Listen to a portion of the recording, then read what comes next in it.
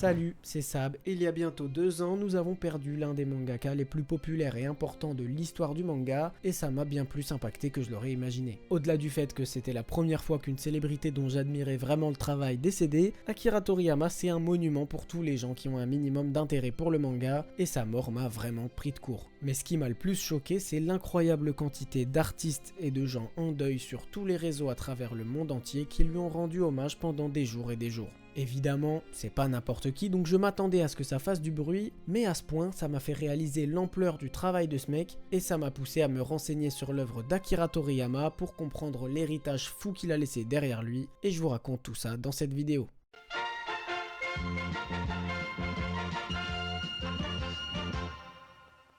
Akira Toriyama naît dans la préfecture d'Aichi dans la petite ville de Kiyosu en 1955 et dès son plus jeune âge, comme beaucoup d'enfants, son seul rapport à l'art c'est des petits dessins de trucs qu'il aime bien comme des animaux ou des véhicules. Jusque là, rien d'extraordinaire. Fort heureusement pour nous, une suite d'événements va l'amener petit à petit à s'intéresser au monde du manga. Et le premier de ces événements, c'est les 101 Dalmatiens. Voilà, je m'y attendais pas non plus, mais Akira Toriyama s'est intéressé pour la première fois sérieusement au dessin après avoir vu les 101 Dalmatiens, espérant pouvoir un jour dessiner des trucs aussi beaux dans sa vie. Je trouve ça dingue. Ensuite, à l'école primaire, il va découvrir la collection de mangas du grand frère d'un camarade de classe, ainsi que sa télé, sur laquelle il va découvrir le légendaire Astro Boy, et une fois de plus, ça va le choquer, tout simplement. À ce moment-là, à son école, tout le monde dessine en imitant des animés et des mangas, tout simplement parce qu'à l'époque, il n'y a pas 1 milliard de formes de divertissement. Sauf que notre petit Akira, il est déjà au-dessus de tout le monde, puisqu'il va plutôt décider de dessiner ses camarades de classe, et c'est selon lui la première fois qu'il va être au-dessus des autres au niveau du dessin. Malgré tout ça, le manga ne va toujours pas le passionner plus que ça, et il va même complètement s'en désintéresser pendant le collège et plutôt se tourner vers les films et les séries télé comme Ultraman ou les films de Kaiju. Le temps passe et il est temps d'aller au lycée. Aucun doute pour lui, il doit aller dans un lycée spécialisé dans le design créatif, mais il est toujours pas focus de fou parce qu'il préfère passer du bon temps et sortir. Il dessine du manga de temps en temps pour le plaisir, mais il en lit pas énormément. Une fois le lycée terminé, il commence tout de suite à chercher du travail malgré les inquiétudes de ses parents, convaincu que c'est la bonne direction plutôt que de continuer les études. Pendant 3 ans, il va donc travailler dans une agence de pub à Nagoya où il va designer des affiches. Je vous mets une image de ce à quoi ça ressemble, c'est la seule et unique trace de son travail de l'époque, mais on retrouve déjà la patte artistique que l'on connaît très très bien. Le souci, c'est que Toriyama c'est pas le mec le plus professionnel du monde. Il va s'adapter rapidement et son travail se passe bien, mais il arrive tout le temps en retard, parce que c'est pas un mec matinal, et il s'habille un peu n'importe comment, donc il se fait engueuler par ses patrons. Bref, ça va petit à petit le gaver, et la routine qui s'installe va le pousser à démissionner. Toriyama a maintenant 23 ans, comme moi. Comme quoi, peut-être qu'il y a une carrière de futur génie du manga qui m'attend, on ne sait jamais. Il demande donc de l'argent à sa mère, le temps de retrouver du travail et décide sur un coup de tête de participer à un concours trouvé de façon complètement random dans un café. Vous le voyez venir, on parle d'un concours de manga amateur, le Monthly Jump Award, sponsorisé par la Shueisha, la plus grande maison d'édition de manga du Japon. Il soumet son manuscrit, un manga qui s'appelle Awawa World et qui n'a tout simplement jamais été publié étant donné qu'il a bien bidé. Et pour le coup, je peux témoigner, c'est vraiment pas dingue au point où c'est dur de croire que ça vient de lui. Pas de panique, 1 an plus tard, Toriyama remet le couvert avec une toute nouvelle histoire, Mysterious Rain Jack, et cette fois, son manga arrive jusqu'en finale. Serait-ce le début de la gloire pour notre Toriyama dans le monde du manga? Pas du tout, tout simplement parce que son manuscrit n'est pas éligible, car il s'agit d'une parodie de Star Wars et pas une œuvre originale. Deuxième flop, et toujours pas de publication à ce jour non plus, tout simplement parce que les manuscrits originaux ont été volés dans les années 90. Voilà, complètement improbable. Jusque là c'est pas mal de loose quand même. Et pourtant le miracle va se produire et un éditeur du Jump, Kazuhiko Torishima, va lire son manga et l'aimer. Ce qui va particulièrement attirer son attention, c'est son sens particulier du lettrage et des onomatopées qui ont une grosse inspiration occidentale et qu'on ne voit pas du tout dans les mangas de l'époque. Torishima va donc l'appeler pour l'encourager à continuer à dessiner et lui envoyer des manuscrits. Le mec avait la vision quand même. Autant aujourd'hui il a des takes horribles, autant là-dessus, solide. Cet encouragement va donc pousser Toriyama cette fois à soumettre son histoire au Newcomer Award du Weekly Shonen Jump. Le souci c'est qu'encore une fois, grosse clim, son manga n'est pas sélectionné. Voilà. Pas de panique, il faut bien que la loose s'arrête à un moment. Après quelques modifications, le manga sera publié dans le Shonen Jump en 1978. Et il s'appelle Wonder Island. Première publication quand même, ça s'applaudit. Mais en fait non. Autant dans la vidéo sur Eiichiro Oda et la création de One Piece, je vous expliquais que pour son premier manga c'était déjà un crack ultime et qu'il avait même gagné un prix, autant pour Toriyama ça va être un peu plus compliqué, tout simplement parce que Wonder Island va finir en dernière place du classement. Dernière place méritée d'ailleurs, parce que je l'ai lu pour cette vidéo et on se fait globalement méga chier, même si on retrouve des petits aspects où la créativité et l'univers du Toriyama qu'on connaît arrivent à transparaître, c'est pas foufou non plus. Toriyama, très déçu, évidemment, se dit que tant pis, il va continuer à faire du manga en attendant d'être payé, et puis ensuite abandonner, tout simplement. La même année, son deuxième manga est donc publié, Wonder Island 2, le mec s'acharne, et encore une fois, c'est un big flop. Mais un flop, tenez-vous bien, tellement puissant que son ego va l'empêcher d'arrêter. Et c'est ce qui va lui donner la motivation de continuer en produisant des nouveaux mangas pendant plus d'1 an, pour un total de plus de 500 pages. On parle de 2 à 3 tomes quand même, 2 à 3 tomes de cacaboudin, alors que le gars voulait arrêter il y a 2 minutes. Comme quoi, pour réussir, il n'y a pas forcément besoin de volonté ou de motivation. Le seum, ça marche aussi. Malheureusement, tout est claqué au point où aucun ne sera publié sauf un 2 Days Highlight Island, un gag manga qui sera un petit peu mieux noté, mais je vous rassure qu'il reste un flop quand même. Là, vous vous dites sûrement comme moi quand j'ai découvert tout ça, que se passe-t-il? Est-ce que mon goat est washed depuis le début? Parce que c'est vrai que pour l'instant, c'est flop sur flop quoi. Même moi, j'en peux plus de dire ce mot. Ne vous inquiétez pas, le succès arrive. Pendant cette année de flop, Toriyama va beaucoup apprendre et même prendre un peu de plaisir le coquin. C'est à ce moment-là que va avoir lieu le tournant majeur de sa carrière grâce à Torishima qui va tout simplement lui suggérer de créer un manga avec un personnage principal féminin. Toriyama va donc créer sans trop de conviction un nouveau one-shot en 1979, Tomato Girl Detective, où on va suivre le personnage de Tomato, une policière maladroite qui provoque des catastrophes sans le vouloir. Et miracle, il va enfin avoir un peu de succès. Remotivé par cette petite lumière d'espoir, il va se remettre au travail sur une autre histoire, toujours avec un personnage féminin naïf et maladroit, et cette histoire, elle va devenir Dr. Slump. Dr. Slump, pour ceux qui connaissent pas, c'est un gag manga qui raconte les aventures des habitants farfelus du Penguin Village et surtout de l'inventeur de génie Senbei Norimaki et sa création, la fille robot Harale. Cette histoire va aussi être une espèce de culmination de tous ces mangas précédents, puisqu'on va retrouver plein de personnages, de lieux ou de concepts qui viennent de ces histoires précédentes jusqu'au tout premier one-shot quand même. Dès sa publication en 1980, le manga va devenir son premier grand succès et lui faire gagner en popularité au point de très vite se mettre à recevoir des lettres d'encouragement de la part des lecteurs, mais surtout permettre à la publication de continuer, et c'est un bon début parce que ça fait un moment que le frérot il est un peu ric-rac niveau thune quand même. En plus de ça, dès 1981, donc 1 an seulement après le début du manga, il va lui faire remporter le Shogakukan Manga Award de la meilleure série shonen de l'année, et surtout toujours en 81, Dr. Slump va être adapté en animé par la Toei et diffusé sur Fuji TV en prime time tous les soirs. C'est un vrai franc succès, tellement d'ailleurs que même moi quand j'étais petit, à la médiathèque je lisais Dr. Slump et j'étais comme un ouf, je trouvais ça incroyable. Maintenant, que fait un humain normal à ce moment-là? Évidemment, il se réjouit et essaye de faire durer le succès de son manga le plus longtemps possible. Toriyama, lui, il décide au bout de 6 mois que bon ça y est en fait, il a envie d'arrêter. Voilà. Pas sûr du move là-dessus. La série cartonne, dépasse régulièrement le 1 million de copies vendues, et surtout a un animé qui va bientôt démarrer, donc forcément la Shueisha est pas fan de l'idée, mais on va quand même lui répondre qu'il pourrait arrêter la série seulement s'il accepte de démarrer une nouvelle sérialisation juste après. À peine lancé dans une sérialisation stable et populaire que certains mangaka cherchent à obtenir pendant toute leur carrière, Toriyama va donc se remettre à produire et à soumettre des one-shots au Weekly Shonen Jump et au Monthly Fresh Jump, en plus évidemment de Dr. Slump et de divers concours et événements pour lesquels on lui demande de produire des histoires supplémentaires. Je repose quand même le contexte, le frérot fait ses chapitres à la maison chez ses parents et a un seul assistant qui vient l'aider pour la couleur 1 jour par semaine. Le tout en improvisant les scénarios sur le moment. Et puis évidemment, pour faire tous ces one-shots et penser à de nouvelles idées, il faut libérer du temps. Donc il va réduire son planning et produire les chapitres de Dr. Slump non plus en 7 jours, mais en 5 jours. On va donc retrouver Paula Heroid en 1981 pour le Weekly Shonen Jump Reader's Choice Contest qui va obtenir la première place. Escape en 1982 avec un style de dessin et un univers complètement différent et surtout complètement en couleur. Mathematique toujours en 82 pour le même concours que Paula Heroid. Speed. Toujours en 82, Pink est publié dans le Fresh Jump de décembre. Akira Toriyama's Lazy Manga Lab de 82 à 84 qui apprend tout simplement à faire des mangas. Puis en 83, il va réaliser Chobit, toujours pour le Reader's Choice Contest, sur lequel il va travailler pendant tout le nouvel an, puis réaliser la même année Chobit 2 pour se venger du premier qui avait pas trop marché. Le mec ne s'arrête jamais. Et le pire c'est que ça paye puisqu'un fan club officiel de Toriyama va voir le jour en 1982 tellement il gagne en popularité. Alors qu'il réfléchit à de nouvelles idées de one-shot toujours en parallèle de Dr Slump qui est publié chaque semaine, il va recevoir un conseil de Torishima qui va tout changer.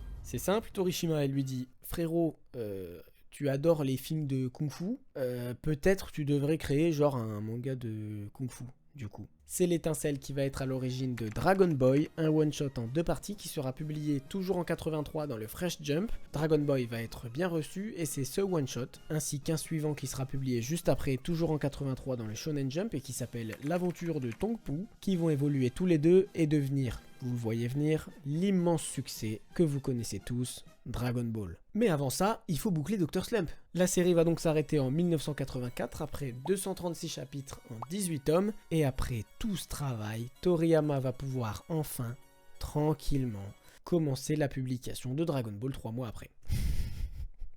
Vous l'avez pas vu venir celle-là.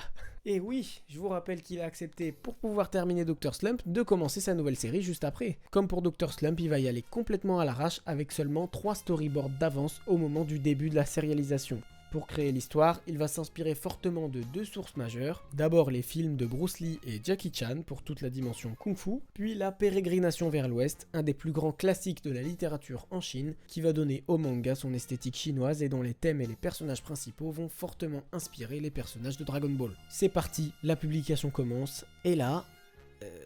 ça marche pas de fou. Ce qui intéresse les lecteurs, c'est surtout l'aspect baston. Et Toriyama, il exploite beaucoup plus la partie aventure, comme dans La Pérégrination vers l'Ouest, avec plein d'événements divers et de nouveaux personnages qui arrivent à chaque chapitre, tout simplement parce que ça l'intéresse beaucoup plus. Bon évidemment, Torishima ça l'embête un peu que Dragon Ball ne soit pas assez populaire, et il va donc lui casser les couilles en continu pour le pousser à intégrer plus de bastons, et Toriyama va finir par céder et créer le premier Tenkaichi Budokai, le légendaire championnat d'arts martiaux. Évidemment, il avait beau être réticent, il était quand même bien content de voir la popularité du manga augmenter, et puis surtout, il a eu beau essayer de revenir à cet aspect aventure et humour avec l'armée du ruban rouge ou le passage au Penguin Village de Dr Slump, les gens ne vont pas trop accrocher et la baston va devenir à ce moment-là le thème principal du manga.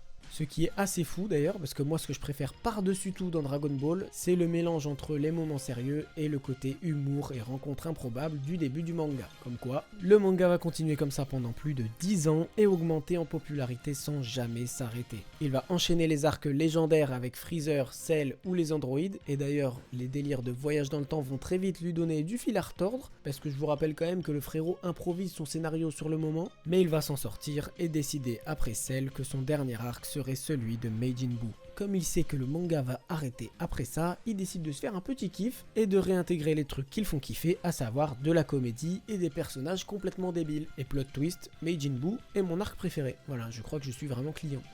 Le truc fou par contre, c'est qu'il ne va pas vraiment réfléchir à la fin du manga jusqu'au dernier chapitre et improviser, encore une fois sur le moment, une ellipse pour indiquer au lecteur que c'est vraiment fini. Quand ajoute à ça le planning complètement improbable de création des chapitres avec parfois des semaines où le storyboard n'était même pas commencé à 2 jours de la deadline, le fait qu'il avait un seul assistant et qu'en plus ce fou malade continuait à créer des one-shots pendant toute la durée de la publication, et quand je dis ça, je parle pas d'un petit one-shot par-ci par-là pour le fun, le mec en a créé 50 milliards, on se rend vite compte que Dragon Ball c'est vraiment un ovni. Comme si ça suffisait pas, Torishima va en plus en 86 le recruter comme chara designer sur le RPG Dragon Quest, poste qu'il va occupé sur tous les jeux suivants de la série, mais aussi Chrono Trigger, qui d'ailleurs est exceptionnel de ce que j'ai entendu, et aussi Tobal 1 et 2 sur PlayStation. Ah, et puis il va aussi imaginer, coécrire et designer les personnages du film d'animation Kosuke et Rikimaru, le dragon de l'île de Konpei, en 1998, parce qu'après tout, c'est vrai que créer l'un des mangas les plus importants de l'histoire de l'humanité, c'est pas assez quoi. Au moment d'arrêter la publication de Dragon Ball, Toriyama va déclarer qu'il a demandé à stopper la série pour pouvoir franchir de nouvelles étapes dans sa vie. Évidemment, à ce niveau-là, le succès phénoménal de Dragon Ball l'a rendu riche à l'infini. Entre toutes les adaptations et le merchandising illimité, il est tranquille pour un moment, le frérot. Et pendant quelques années, il va donc se contenter de sortir des one-shots ou de très courtes séries et participer à des événements promotionnels ou des campagnes pour le magazine. Au début des années 2000, il se lance dans une série de quêtes secondaires, comme par exemple des collaborations avec d'autres artistes, notamment Cross Epoch avec le fameux Eiichiro Oda, mais aussi des trucs bien plus random, comme par exemple designer une voiture électrique pour la marque CQ Motors, voiture qui d'ailleurs va être vraiment vendue en 9 exemplaires et pour la somme de 19 000 $. Cette merde là, vitesse max 30 km/h. Et il n'y a qu'une seule place. Bon. Ah, et puis tant qu'on est sur les quêtes secondaires, il y a aussi évidemment sa participation en tant que consultant créatif sur un petit projet de film indépendant qui s'appelle Dragon Ball Evolution. Voilà. Bref, il fait plein de petits projets à droite à gauche et il kiffe la vie, tout simplement. D'ailleurs, il va tellement kiffer qu'il va être cité dans le leak des Paradise Papers qui révèle tout un réseau de sociétés offshore qui sert à de l'évasion fiscale. Ce à quoi il va répondre, c'est pas moi en fait, je suis quelqu'un de très occupé et en fait je sais pas vraiment où va mon argent. Voilà. Je vous l'ai dit, le frérot est vraiment à l'aise. En 2013, Toriyama sort son dernier manga qu'il aura lui-même écrit et dessiné, Jaco the Galactic Patrolman, et après ça, il va se contenter de participer de loin aux spin-off et films de Dragon Ball, et notamment à partir de 2015 sur Dragon Ball Super, dont il écrit l'histoire principale et design les personnages, puis Dragon Ball Daima, annoncé fin 2023, sur lequel il écrit le scénario. Tout ça nous amène en mars 2024 où Toriyama va décéder subitement d'un hématome sous-dural à l'âge de 68 ans. Une semaine après sa mort, son studio fait une annonce publique de son décès, et encore une fois ça fait beaucoup de bruit, les gens sont touchés, et même moi j'ai été choqué d'à quel point j'ai été impacté. Pourtant quand on y réfléchit, c'est pas si choquant. On n'a pas vraiment parlé du succès de Toriyama en détail parce que c'est un peu évident, mais du coup on oublie vite l'ampleur du truc. Sur 46 ans de carrière, Akira Toriyama, c'est plus de 50 publications différentes, plus de 260 millions de copies de Dragon Ball vendues à travers le monde et plus de 35 millions de copies de Dr. Slump vendues uniquement au Japon, plus de 35 adaptations animées et films, un nombre littéralement incalculable de produits dérivés, jeux vidéo, merch, figurines, des vêtements et même un parc d'attractions qui a l'air absolument incroyable. Enfin, regardez-moi cette dinguerie. Je vous mets la clim tout de suite, c'est en Arabie Saoudite. Voilà, donc désolé, mais quand même. Et puis surtout, au-delà de la licence Dragon Ball qui est valorisée à plus de 23 milliards de dollars, en tant qu'artiste, Toriyama a laissé derrière lui un héritage immense via son travail et plus particulièrement Dragon Ball au monde du manga et du divertissement en général. On le remarque déjà très simplement à travers les hommages de personnalités connues, figures officielles et évidemment mangaka professionnels qui ont suivi son décès. Regardez-moi cette liste infinie, c'est dingue, et surtout quand on regarde un peu les noms en détail, on se rend compte que ça passe de noms évidents comme Oda, Torishima ou Takehiko Inoue à des célébrités qui ont absolument rien à voir comme Michael B. Jordan, Jackie Chan, Mark Hamill, The Weeknd et même plein d'entreprises, de marques et plusieurs dirigeants politiques dont le fameux Emmanuel Macron. La seule bonne action de son mandat. Voilà. Ça clash politiquement sur cette chaîne YouTube. Toutes ces personnalités du domaine du manga et de l'animation japonaise, elles montrent, même si on n'avait pas forcément besoin, clairement à quel point Toriyama était respecté pour son apport majeur au secteur. D'abord parce que ces mangas ont marqué l'évolution du support à l'époque, tellement ils sont pleins de personnalités et vraiment uniques. C'est con à dire, mais des mangas à la Toriyama, il n'y en avait pas vraiment à l'époque et il n'y en a plus vraiment aujourd'hui. Même des monuments comme One Piece qui sont incroyablement créatifs n'égalent pas, à mon sens, la personnalité et la fraîcheur des mangas de Toriyama qui ont des ambiances vraiment uniques, des personnages hyper attachants et surtout un charme très particulier. Torishima lui-même a déclaré que son manga préféré sur lequel il avait travaillé était Dr. Slump parce qu'il était incroyablement frais et avait marqué son époque. Avant lui, la majorité de l'industrie était des mangas d'histoire où le scénario prenait la place centrale et était lourd en informations, là où Toriyama s'amusait plutôt à jouer avec les lecteurs et mettait les personnages au premier plan. D'ailleurs, beaucoup de gens de l'industrie le surnomment le dernier succès non fabriqué, une traduction un peu douteuse qui exprime le fait que sa popularité venait purement de la qualité du manga et de rien d'autre, étant donné qu'il allait complètement à contre-courant de ce qui se faisait à l'époque plutôt que de suivre les codes établi avec son style de dessin unique, son humour absurde, son second degré et son ambiance West Coast américaine. Ensuite, c'est impossible de parler d'impact sur l'industrie sans parler de Dragon Ball, qui a complètement changé les tendances actuelles en ce qui concerne les shonen via ses dessins, son dynamisme, ses scènes de combat ou sa façon d'écrire ses personnages. Les critiques et éditeurs vont le décrire comme le manga le plus influent de l'histoire grâce à sa formule mêlant combat, entraînement et humour qui va devenir le modèle des séries shonen qui vont suivre. Ils vont aussi relever que le style de dessin a réussi à changer le visage des héros populaires de shonen qui dans les années 80-90 étaient des personnages très virils et sérieux en introduisant le personnage de Goku, bien plus cartoon et petit, une tendance qui est toujours d'actualité aujourd'hui. Et puis surtout, les scènes de combat incroyables de Dragon Ball vont en marquer beaucoup pour leur utilisation de l'espace, leur intensité et surtout leur clarté en présentant les événements les uns après les autres au lieu de se concentrer sur des poses cool ou des impact shots comme la majorité des mangas et des comics de l'époque, ce qui rend le tout super simple à suivre. Et ça c'est bien sûr sans parler de son talent incroyable pour le design mécanique et le dessin de véhicules. Les experts et critiques vont jusqu'à le comparer à Osamu Tezuka et Jack Kirby dans la façon dont ils ont créé une histoire de leurs propres mains qui s'est enfoncée profondément dans le cœur des lecteurs, créant un amour pour les personnages et le support en même temps, ou déclarer qu'on peut sentir l'ADN du travail de Toriyama dans toutes les sorties shonen suivantes. Ce succès fou et cet impact majeur, ils expliquent déjà un peu mieux la réaction des gens à l'annonce du décès. Mais ce que j'ai vite remarqué, c'est qu'après plusieurs jours, je continuais à avoir une TL remplie, vraiment uniquement composée d'hommages de la part des fans, des hommages qui venaient en grande majorité d'artistes pour une raison très simple. Toriyama, au-delà de marquer le monde du manga, il a aussi inspiré une génération entière d'artistes. Dragon Ball a énormément contribué à rendre les mangas et les animés si populaires dans le monde entier, et son style et son identité si particulières ont inspiré énormément de gens comme vous et moi. Typiquement, personnellement, le tout premier manga que j'ai lu de ma vie, il est là dans toutes mes vidéos, c'est un tome de Dragon Ball. Et sans lui, ça se trouve, j'aurais jamais développé cette passion jusqu'au bout. Je dessine aussi depuis que je suis tout petit. Quand j'ai regardé mes anciens dessins, j'ai retrouvé plein de dessins de Dragon Ball où j'essayais de recopier les personnages pendant des années. Il y a énormément d'artistes professionnels et même de mangaka comme Eiichiro Oda, encore une fois par exemple, qui ont grandi en admiration devant les dessins de Toriyama et qui le citent même comme inspiration principale. Et puis comme les personnages de Dragon Ball évoluent tout le long de l'histoire et grandissent en même temps que le ton de la série devient de plus en plus sérieux, c'est une histoire qui a touché et qui touche aujourd'hui aussi bien les petits comme les grands et qui a grandi surtout avec beaucoup de gens. Et c'est pour ça que d'une, sa mort m'a autant affecté, et de deux, qu'elle a affecté autant de créatifs et d'artistes à travers le monde. C'est simple, le domaine artistique entier était en deuil, tellement l'héritage laissé par Dragon Ball et Toriyama est puissant et a inspiré les gens à se lancer dans l'art en faisant naître une passion. Le plus dingue dans tout ça, c'est que paradoxalement, c'était pas du tout voulu de la part de Toriyama. Il le dit lui-même en interview, honnêtement, je ne comprends pas pourquoi ça a eu autant de succès. Pendant la réalisation du manga, la seule chose que je voulais pendant que je dessinais, c'était de rendre les garçons japonais heureux. Le rôle de mon manga est d'être un produit de divertissement de A à Z. Je dirais même que je me fiche que mes travaux laissent quelque chose derrière eux tant qu'ils ont diverti les lecteurs. S'il avait su à l'époque ce que sa mort engendrerait, en bref, Toriyama c'est un cas unique qu'on ne reverra probablement jamais dans le monde du manga.